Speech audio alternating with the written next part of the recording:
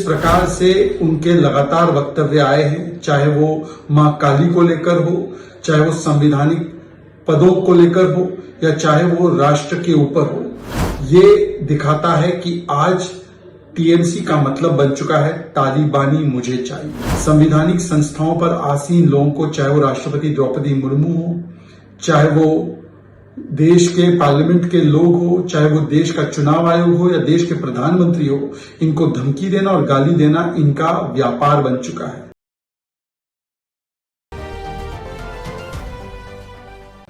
TMC का मतलब तृणमूल कांग्रेस नहीं बल्कि तालिबानी मुझे चाहिए, ये अगर कहा जाए तो कोई अतिशयोक्ति नहीं होगी।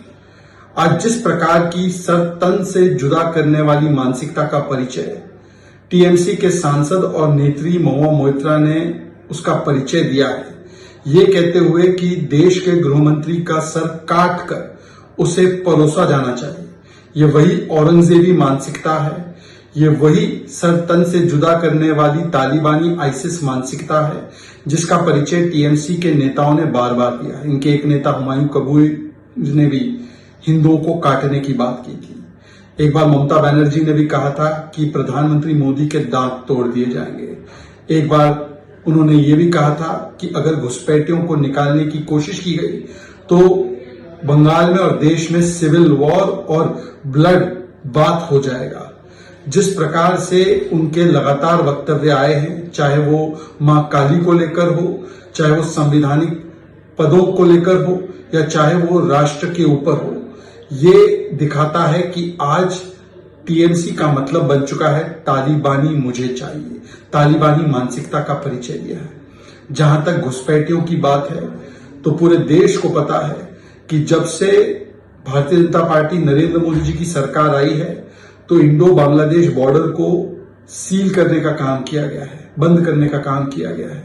परंतु एकमात्र जगह जहां पर यह बॉर्डर फेंसिंग नहीं हो पाया है वो बंगाल है, क्योंकि वहां पर ना बीएसएफ को कार्य करने दिया जाता है, ना बीएसएफ की चेकपोस्ट बनाने दिया जाता है, ना बीएसएफ को अपने जुरिस्डिक्शन बढ़ाकर काम करने की अनुमति मिलती है, ना उधर बॉर्डर फेंसिंग के लिए वहां की सरकार सहयोग देती है।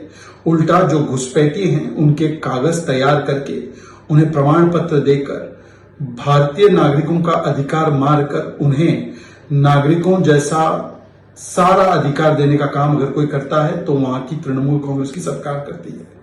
इसीलिए जब ऐसे घुसपैठियों को चिन्हित करके वोटर लिस्ट से या उनको लाभ से हटाने की बात की जाती है तो लगातार तृणमूल कांग्रेस का विरोध उस पर आता है। एक और बात जो सामने निकल कर आई है कि ये इंडी अलायंस मोहब्बत की दुकान है या ये धमकी और गालियों के नफरती सामान को लेकर घूम रहे हैं। क्योंकि पहले हमने देखा कि दरभंगा से राहुल गांधी की रैली के मंच से किस प्रकार से प्रधानमंत्री नरेंद्र मोदी जी की माताजी को गाली दी गई।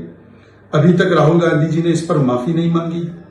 फिर हमने देखा कि किस प्रकार से अजय राय जो कांग्रेस के वरिष्ठ नेता है और राहुल गांधी के करीबी है, वो सीधे सीधे आरएसएस के लोगों को ऐसी गाली बकते हैं, गाली देते हैं जिसका जिक्र भी नहीं किया जा सकता। और अब जो धमकी की बात की गई है महुआ मोइत्रा के द्वारा, तो ये दिखाता है कि ये कोई सहयोग नहीं, ये सोचा समझा वोट बैंक के उद्योग के चलते ये मोहब्बत की दुकान के नाम पर जहरीला सामान परोसने का काम लगातार किया जा रहा है।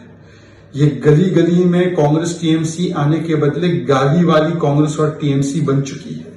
और ऐसे गाली गलौज धमकी देने वाले लोगों को पदोन्नति मिलती है। संवैधानिक संस्थाओं पर आसीन लोगों को, चाहे वो राष्ट्रपति द्रौपदी मुर्मू हो, चाहे वो देश के पार्लियामेंट के लोग हो, चाहे वो देश का चुनाव आयोग हो या देश के प्रधानमंत्री हो, इनको धमकी देना और गाली देना इनका व्यापार बन चुका है। 150 से अधिक गालियां देश के ओबीसी समाज से आने वाले प्रधानमंत्री जी को दी गई है। गंदी नाली का कीड़ा, चाय बेच, भस्मसूर, नीच, और अब तो उनकी माताजी को भी बख्शा नहीं गया है। तो ये दिखाता है कि किस प्रकार से ये मोहब्बत की दुकान नहीं, ये नफरत के भाईजान है।